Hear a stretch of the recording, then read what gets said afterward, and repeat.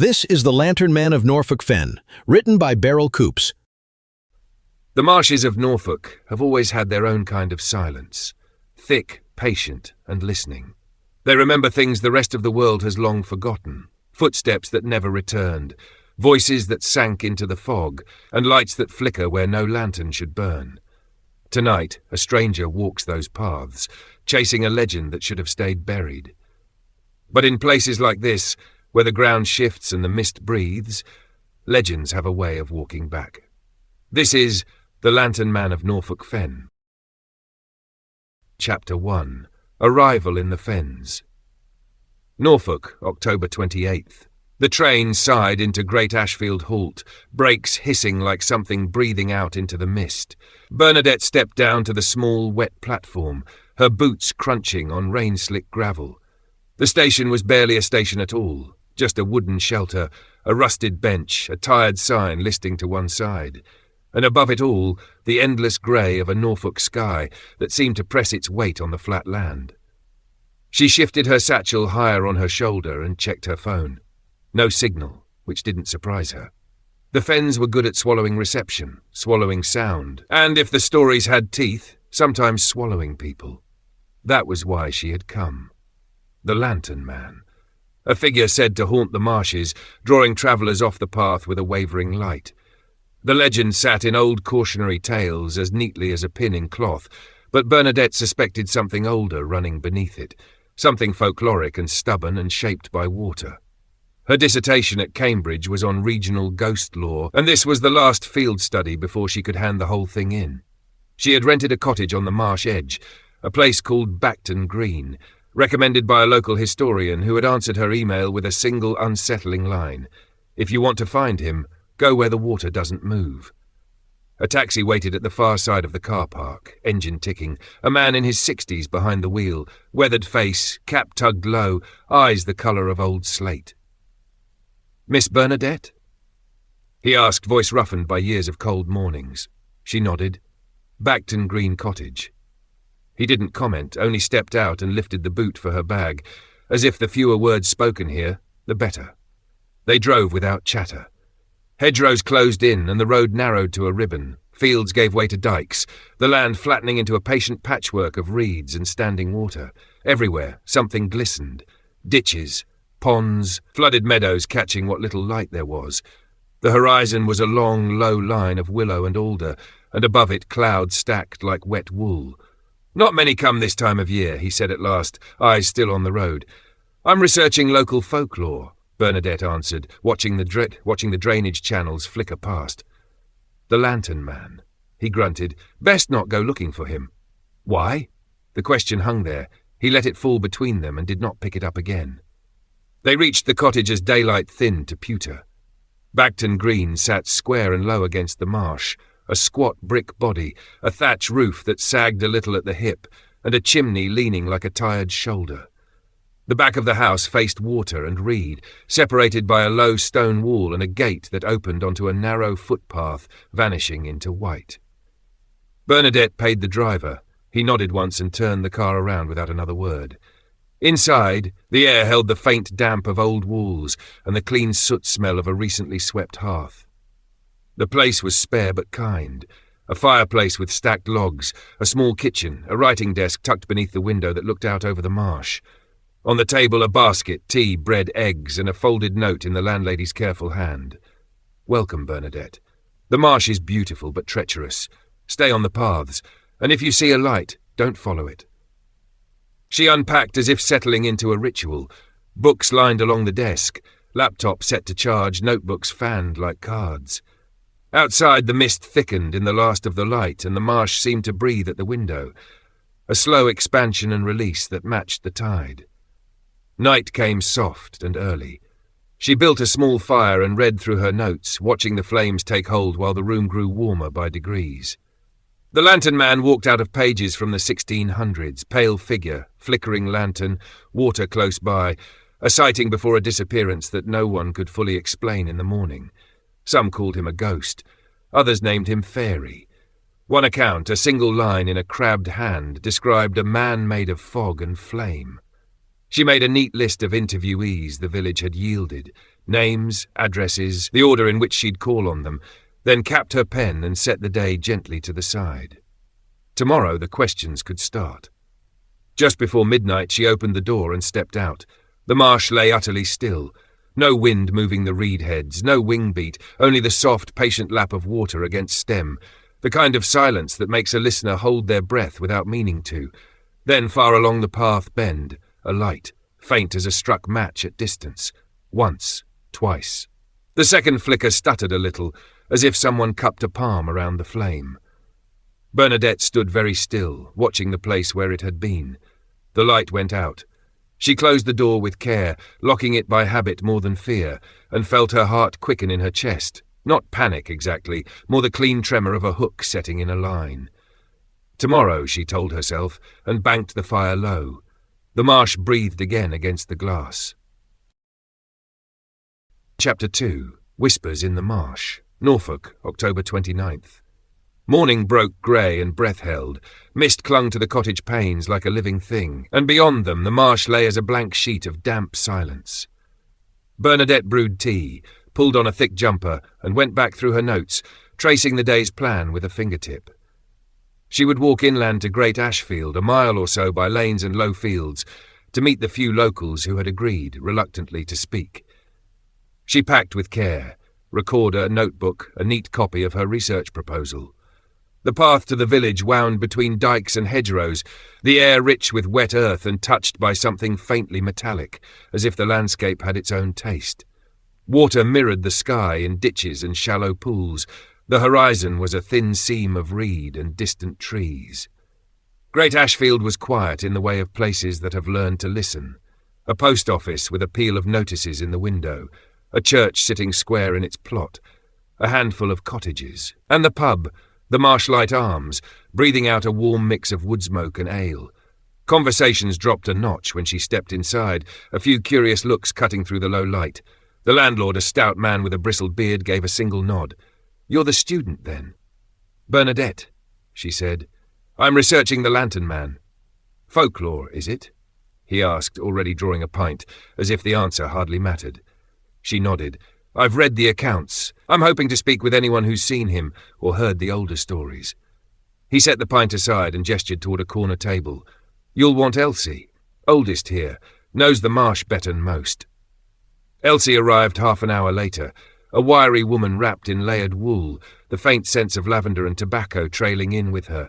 Sharp eyes, low voice, the posture of someone who knows when to lean in. "You're chasing ghosts," she said, easing into the chair across from Bernadette. "I'm chasing stories," Bernadette answered. Elsie smiled. "Same thing round here." She spoke slowly, each word set down with intent. "The Lantern Man's been seen for centuries. Always near water, always alone. Some say he's a warning, a soul lost in the marsh luring others. Some say fairy, others a drowned man walking the fens forever. Have you seen him?" Elsie nodded. "Once. I was a girl, walking home from church. Fog thick as soup. Saw a light near the dike. Thought it was my brother with a lantern. I called. It didn't answer. Just drifted off, slow-like. I followed." She paused, eyes on some middle distance only she could see. "I don't remember what happened next. Woke in the reeds, soaked through. Took ill for weeks. My mother said I'd been touched." "Touched?" "By the marsh," Elsie said, leaning in. "It remembers you. Once you've seen him, you're marked." A small, clean chill moved through Bernadette. "Others?" "A boy went missing in 72, a hiker in 89, a woman last year, boots by the water, nothing else." Bernadette wrote quickly, pulse a little faster now. "Where most often?" Elsie's gaze darkened. "Bacton Green, the bend in the path, where the water doesn't move." Bernadette went still. That was behind her cottage. "Why doesn't it move?" Elsie lifted one shoulder. "Some say there's something beneath. A hollow, a sink, a mouth." She rose, careful with her knees. "You're brave to come. Don't be foolish. If you see the light again, turn away." Bernadette thanked her and stepped back into the day. The mist had thickened, softening edges. The walk home felt longer, hedges taller, the lanes slightly narrower than before. She reached Bacton Green as the sun folded under the horizon and the world cooled into blue. Inside, she set the recorder whirring and transcribed, Elsie's phrases settling on the page with a weight that felt older than ink. touched by the marsh. The words echoed as she filled the kettle and took her tea to the window. The marsh was a held breath, then a flicker, far off at the bend. A light, faint, steadying itself, then pulsing as if cupped in a hand. Bernadette stood so quickly the chair legs rasped the floor. She opened the door. The light went out. She stepped outside. The ground took her weight and gave a little. The path was slick, the reeds whispering with the smallest shift of air. She walked to the bend, the world narrowing to damp earth, water, and the pale skin of mist. Nothing waited there, just the black pane of still water. She turned to go them. Footprints, bare, human, leading off the path and into the marsh. She followed 3 steps, maybe 4, and stopped. The air changed like someone drawing breath behind her ear. A sound came, no words, only a whispering that felt like the shape language makes before it becomes speech. She ran. Back inside, she turned the lock and coaxed a fire into life, hands shaking just enough to notice. She opened her journal and wrote, "The lantern man is real. The marsh remembers. I saw the light. I heard the whisper. Outside, the mist pressed softly against the glass, and out in the reeds where the water holds its shape, something watched." Chapter 3. The Lantern Appears. Norfolk, October 30th. The marsh was louder today, not with birds or wind, but with a low, steady hum, something like distant machinery or a swarm just out of sight, a sound that seemed to live inside the fog. Bernadette stood at the back gate of Bacton Green Cottage, notebook open, boots wet with dew. The footprints she had seen last night were gone, no smudge, no disturbed mud, as if the marsh had simply closed a hand and smoothed the skin of itself flat. She spent the morning with headphones on, replaying the pub interviews. Elsie's voice came through clear and measured, each word placed with care, but in the bed of the audio a faint thread ran, barely there, almost imagined. Bernadette slowed the track, lifted the gain. Not words, just breath, as if someone had leaned close to the microphone and exhaled without meaning to. She wrote in the margin, "Ambient interference or something else?" At noon she walked out to the bend in the path, the place Elsie had warned her by name. The water there held itself perfectly still, a black plate set into the earth. No rings spreading from a dropped seed, no insect stitching the surface, even the reed heads upright and motionless, as if pinned. She crouched, scanned the mud, found nothing to anchor a story. No prints, no drag, only the feeling the air gets before a storm decides to happen. Back at the cottage, she read through the local archives she had pulled together, scanned clippings, old parish books, a handful of letters written in small, careful hands. One entry gripped and would not let go.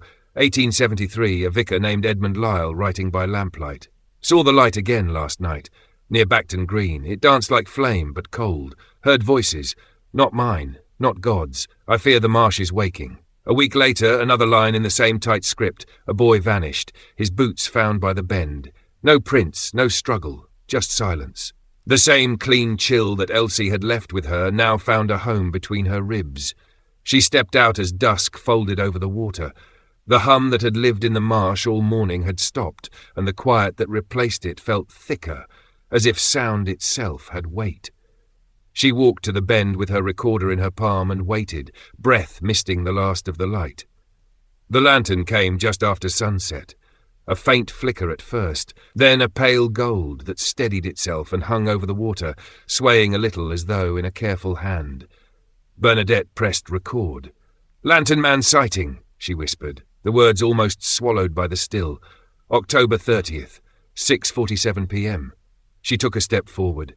The light drifted back. She followed. The path thinned, reeds gathering on either side until they brushed her sleeves. The glow bobbed ahead, always a body length out of reach, as if matching her pace by design. Mud took her weight and held her an inch too long. The air cooled by degrees until she could feel it on her teeth. She stopped, the light stilled too, a soft breath across the surface. Then the whisper came, not from the recorder, from the marsh. Her name. "Bernadette." She turned sharply. No one, reed and water, her own breath. She faced the path again and the light was gone, as if the bend of the world had hidden it. She went back the way she had come, heart working hard, breath edged and quick. The path felt longer, the reeds taller, the cottage farther away than a moment before. Inside, she locked the door, made sure of the bolt by habit, and stood very still until the room learned her shape again. She pressed play. The whisper was on the tape, thin, close, undeniable. Bernadette.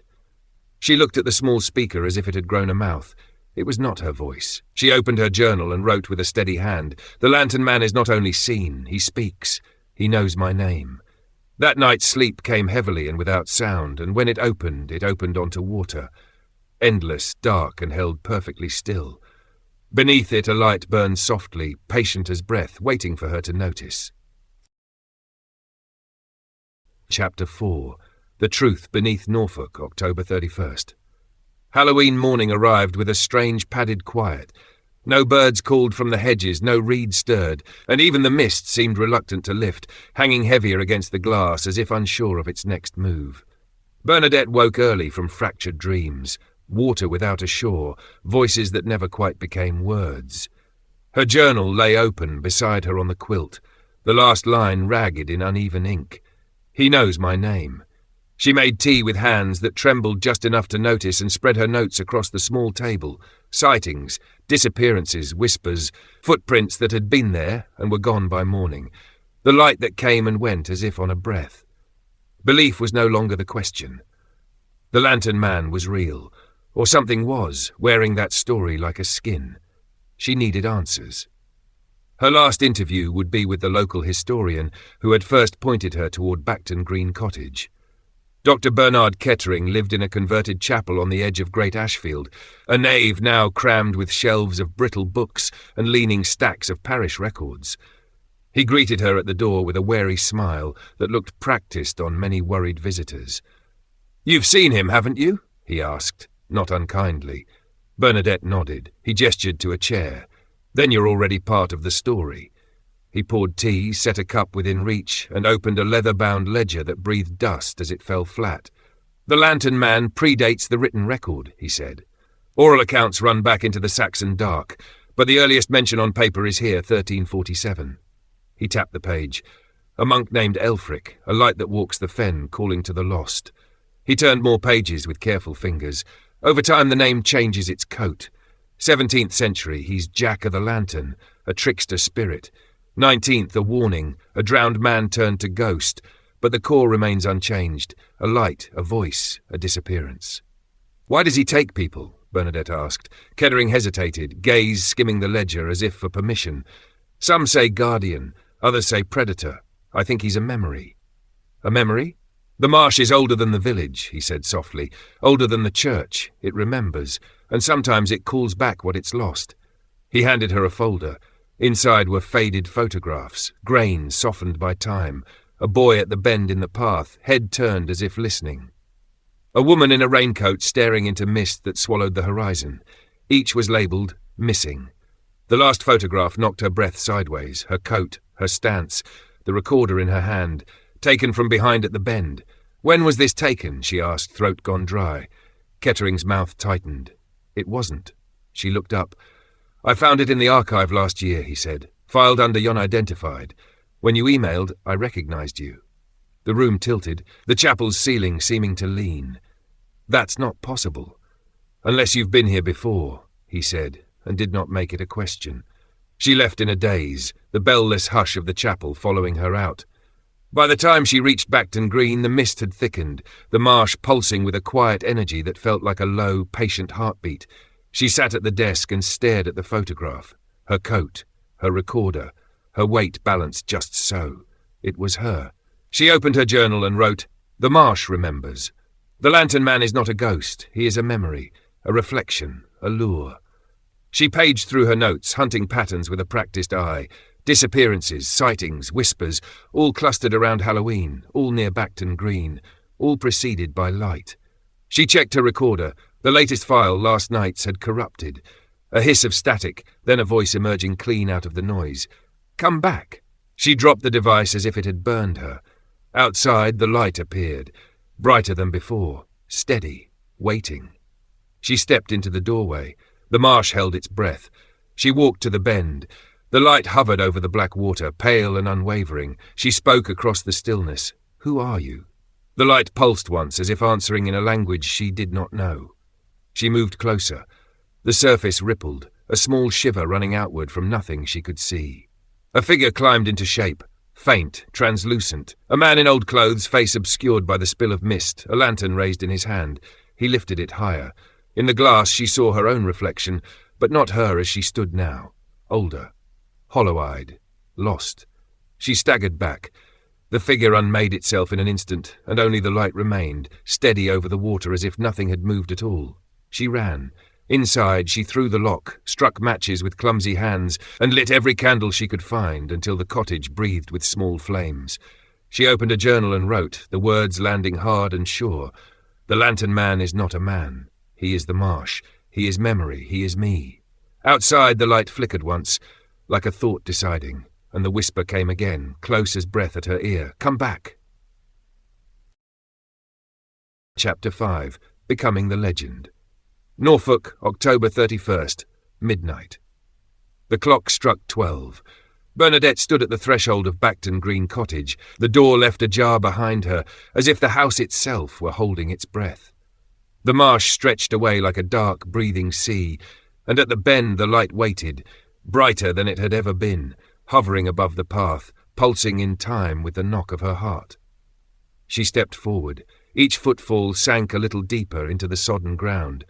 Mist curled around her calves, cool and damp, stroking her skin, and the voices inside it braided into a soft, coaxing call. Her name, almost familiar, almost kind. Bernadette, Bernadette. She reached the bend. The light hung just beyond the reeds, steady over the still black water. It did not retreat this time. It held its place, as though it had chosen the distance and was content to wait. She lifted the recorder to her mouth. Final entry, she whispered. October 31st, midnight. I'm standing at the bend. The lantern man is here. She moved closer. The water took the glow and returned it perfectly. No ripple to blur it, no wind to scuff the surface. A second sky laid flat at her feet. She crouched and peered into that dark mirror, and saw herself. Not as she was now, but altered. A long coat soaked and torn at the hem, eyes washed pale, skin gone to the colour of fog. In her hand, a lantern. She blinked. The reflection did not change. She reached out, fingertips brushing the surface, and the water swallowed her hand to the wrist. A jolt of cold travelled straight up her arm. She staggered back with a gasp, but what followed the cold was not pain. It was memory, and it flooded her. The boy at the bend, the woman in the raincoat, the vicar's tight script, Elsie's steady voice. All of them drawn to the light. All of them gone. Or not gone. Changed. She rose. The light drifted toward her, unhurried. She did not run. She stepped down off the path and into the marsh. Water closed over her shins, her knees climbed to her waist. The cold numbed, then clarified until fear slipped away and something cleaner took its place. The light settled before her, then lowered, weightless, warm, as if placing itself into her hands. She turned. The path was gone. The cottage was gone. Only the marsh remained. Silence drew tight. Then footsteps. A figure came through the mist, edges blurred by the white. A young man, nervous shoulders, a notebook clutched like a talisman. He stopped at the bend and stared, caught between sense and story. Bernadette raised the lantern. The light flickered once, a small invitation that felt like memory. He blinked, then turned and fled into the dark. She watched until the reeds swallowed him. The marsh settled. She stood alone with the lantern in her grip, the mist folding around her like a cloak she had always owned. She felt no fear. The feeling that filled her was older, steadier. She was the warning now, the whisper, the light, the legend. This was The Lantern Man of Norfolk Fen, written by Coops. The fens are still again, though the mist never truly leaves. Perhaps the light you see on the water tonight is only a reflection, or perhaps it's something older, waiting for another name to whisper. If you enjoyed The Lantern Man of Norfolk Fen, please give it a thumbs up, subscribe, and tap the bell so you never miss the next story from Coops. New tales arrive every week, stories born from silence, memory, and the places that never let go. Until next time, keep your lantern close and your path clear.